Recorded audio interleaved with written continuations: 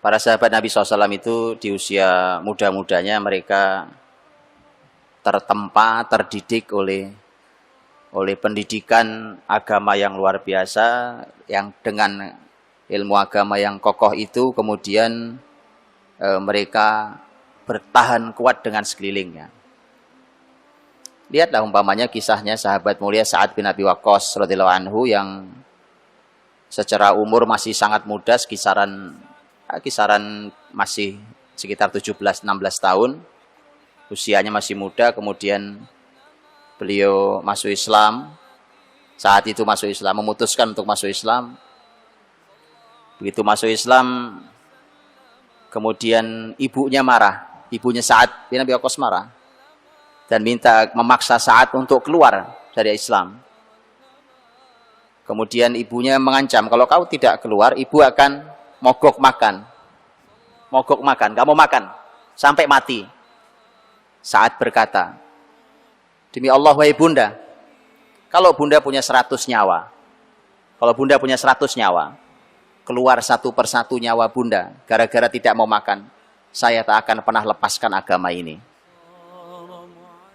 Anak-anak muda Pak, usia SMA hari ini, kokoh sekali Pak.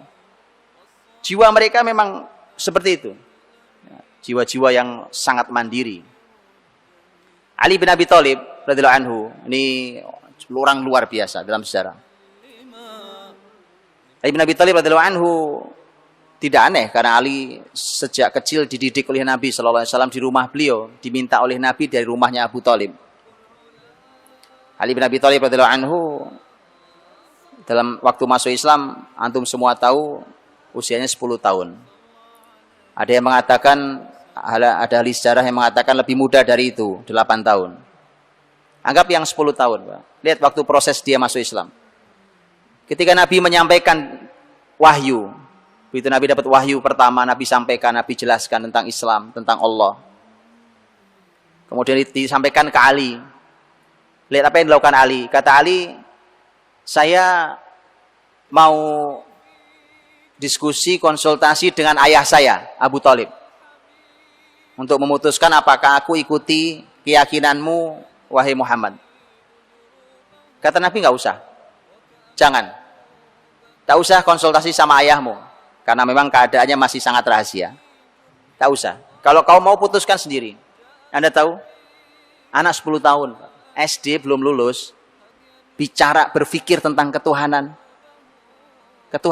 berpikir tentang Rob, tentang ilah, memastikan apakah saya ikuti keyakinan ini atau saya ikuti keyakinan nenek moyang saya. Semalaman itu dia bolak-balik gak tidur Pak, untuk memikirkan itu. Esok paginya dia berkata, asyhadu alla ilaha illallah wa asyhadu anna Muhammad Rasulullah. Anak muda-muda Pak, 10 tahun. Untuk itulah maka ini sebenarnya karena tadi Pak, karena mereka hidup dididik di lingkungan yang baik. Sama juga dalam urusan yang sifatnya, kalau tadi adalah urusan hati, urusan jiwa, kekokohan, keyakinan dan seterusnya. Kemandirian dalam masalah uang, masalah harta juga sama. Karena sekali lagi orang-orang beriman itu diminta Allah untuk memberi manfaat ke orang lain, bukan malah menjadi beban untuk orang lain. Atau bertiup kemana arah angin bertiup, tidak. Dia harus memberikan manfaat untuk orang lain.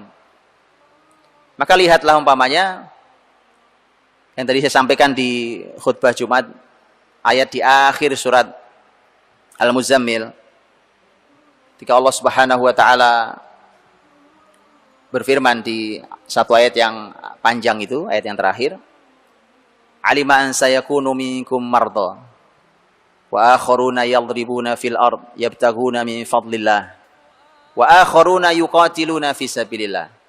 Allah tahu ada di antara kalian yang sedang sakit, ada di antara kalian yang sedang berkeliling bumi untuk mencari rizki yang halal, dan ada di antara kalian yang sekarang sedang berjihad fi sabilillah. Lihat itu, para ulama menyampaikan, termasuk Abdullah bin Mas'ud radhiyallahu anhu. Lihat kalimat Abdullah bin Mas'ud begitu membaca ayat ini, Pak. Lihat kalimat Abdullah bin Mas'ud. Ini sahabat Nabi memahami ayat itu sampai melihat itu semua.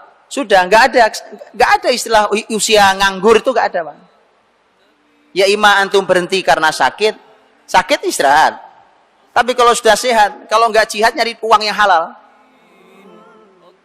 Makanya Abdullah bin Mas'ud mengatakan, begitu membaca ayat ini, seorang muslim yang membawa dagangan dari negeri kemudian masuk ke negeri muslim yang lain dengan membawa dagangan itu dan dia berharap mendapatkan pahala Allah, maka dia sejajar dengan mujahid fisabilillah. Abdullah bin Mas'ud katakan itu. Makanya Al-Qurtubi di dalam tafsirnya mengatakan itu. Abdullah bin Umar radhiyallahu anhu mengatakan, kematian yang paling aku cintai setelah mati jihad fisabilillah adalah kematian aku dekat dengan untaku saat aku sedang melakukan perjalanan dagang mencari rezeki yang halal. Kalimat Abdullah bin Umar. Anak-anak muda, Pak. Abdullah bin Umar muda, Pak. Abdullah bin Umar itu Rasul wafat umurnya baru 20 tahun, kurang lebih lah.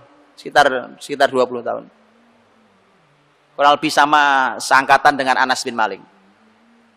Abdullah bin Umar radhiyallahu anhu. Itu kalimatnya. Susah luar biasa. Makanya mandiri. Nasib orang beriman mandiri. Coba tuh lihat, Masya Allah, kan? Orang sudah sampai kuliah itu sudah sangat lama kita menyusahkan orang tua. Bebannya orang tua itu udah kelamaan. Bayangkan antum sekolah, apalagi sekarang sekolah tambah hari tambah panjang. Dulu zaman saya sekolah cuma SD, TK, 0 kecil 0 besar. Sekarang sebelum TK sudah ada sekolahnya. Mahal lagi, lebih mahal dari TK lagi. Jadi sudah nyusah ini panjang, Pak.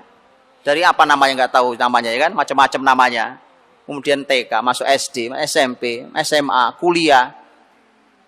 Selesai kuliah nggak mandiri juga keuangannya, Pak.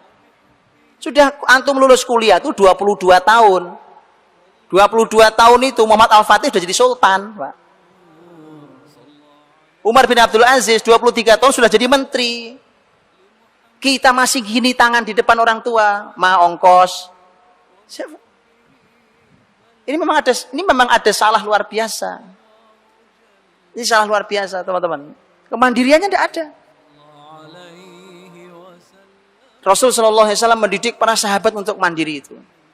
Saya berikan satu contoh. Ini peristiwa menjadi mahal, pelajaran untuk siapapun, anak muda, generasi tua, pelajaran mahal tentang kemandirian masalah ekonomi. Suatu hari datang seseorang dari masyarakat Ansor. Ada anak muda, satu anak muda dari masyarakat Ansor datang ke Rasul Shallallahu Alaihi Wasallam, kemudian minta ke Nabi, Pak. Minta ngemis, Pak. Ya Rasulullah, saya minta makan. Nabi itu sebenarnya, Bapak Ibu, kalau diminta itu Nabi pasti beri, Pak. Pasti Nabi beri. Tapi ini yang minta anak muda, Pak. Anak muda minta makan. Kata Nabi, di rumahmu ada apa? Enggak ada apa-apa ya Rasulullah. Hanya ada tikar atau apa ya, kain atau tikar lah bukan? Yang sebagian saya pakai untuk alas tidur, sebagian saya pakai untuk selimut. Sama bejana tempat minum yang sudah rusak. Kata Nabi, pulang bawa sini. Bawa sini. Pulang deh, Pak. Dibawa itu barang nggak berharga itu di depan Rasul. Sedang kumpul Rasul dengan para sahabat. Kata Nabi, siapa yang mau beli barang ini? Barang nggak berharga dijual sama Nabi. Tapi ini pelajaran mahal. Lihat nanti, lihat pelajaran mahal ini. Bahkan ini semestinya menjadi program negara, dibuat menjadi sistemik. Lihat contoh ini luar biasa. Ini contohnya memang satu orang, tapi ini untuk satu negara sebenarnya. Nanti konsep negara ini.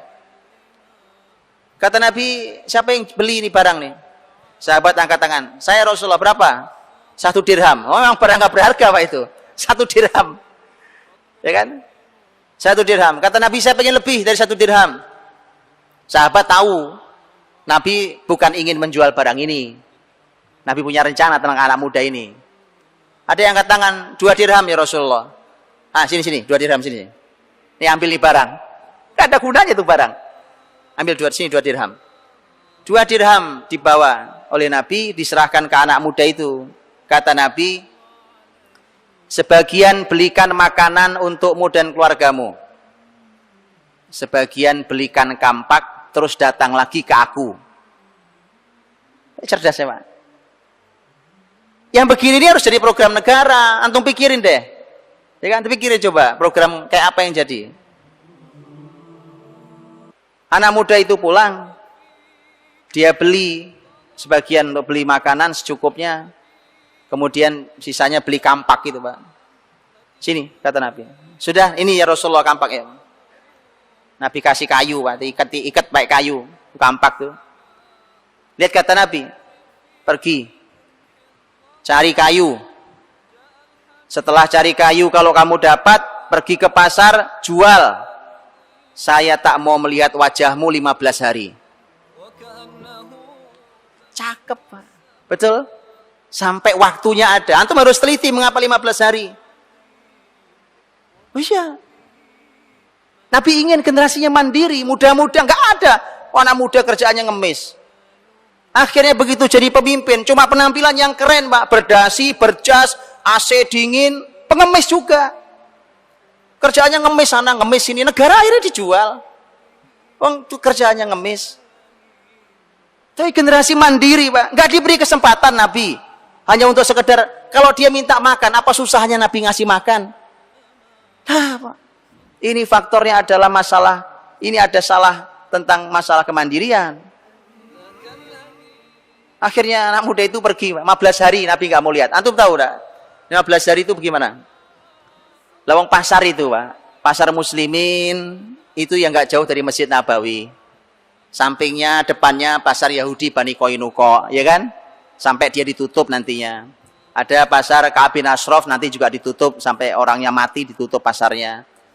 Pasarnya ya keliling itu aja. Kira-kira ketemu nggak itu? Kan Nabi ngelihat, sahabat pasti ngelihat anak muda itu kan? Oh, iyalah. Dia bolak-balik bawa kayu kan. Tapi Nabi bilang, saya nggak mau lihat wajah kamu 15 hari. Anda tahu, setelah 15 hari anak muda itu datang menemui Nabi SAW. Dia bawa 10 dirham. Sudah 10 kali lipat. Kalau tadi 2 dirham, mungkin yang 1 dirham dibelikan makanan, 1 dirham dibelikan kampaknya umpamanya, maka artinya hasilnya sudah 10 kali lipat dalam 15 hari. Coba angka prosentasenya ketemu antum. Sampai prosentasenya. Baru begitu datang bawa 10 dirham, di 10 dirham itu dia bisa belikan, sudah beli baju. Sudah beli baju Pak dia, beli baju, beli macam-macam. Kata Nabi, begini. Baru Nabi kasih nasihat, Pak. Nasihatnya baru keluar. Begini ini lebih baik dibandingkan kamu ngemis nanti di akhirat datang dengan wajah hitam, dengan wajahmu penuh titik hitam gara-gara ngemis. Saya juga nggak kebayang, Pak, kalau orang kerjaannya ngemis gitu ya. Terus kalau pejabat ngemisnya gimana tuh, Pak? Nah, itu mukanya apa nggak gelap itu? Kata Nabi, ada titik hitam di wajahmu gara-gara kamu ngemis. Ini lebih baik begini, kamu berusaha bekerja dengan cara ini lebih baik. Lihat antum, Pak. Waktu dia datang pertama bukan diceramai Nabi, Pak. Dia perlu solusi yang nyata. Oh, datang ngemis diceramai. Kamu ngemis saja kerjaannya. Sono nyari kerjaan. Kasih solusi, bukan diceramain, Pak. Dia tidak sedang perlu ceramah. Dia sedang perlu diberikan solusi untuk mandiri. Lihat itu. Nanti kalau dia sudah mulai kelihatan mandiri, baru dikasih ceramah. Ini lebih baik nih, gitu. Lihat konsep Nabi SAW. Luar biasa. Maka hadirnya generasi-generasi yang sangat kokoh. Kemandirian-kemandirian yang sungguh sangat luar biasa itu.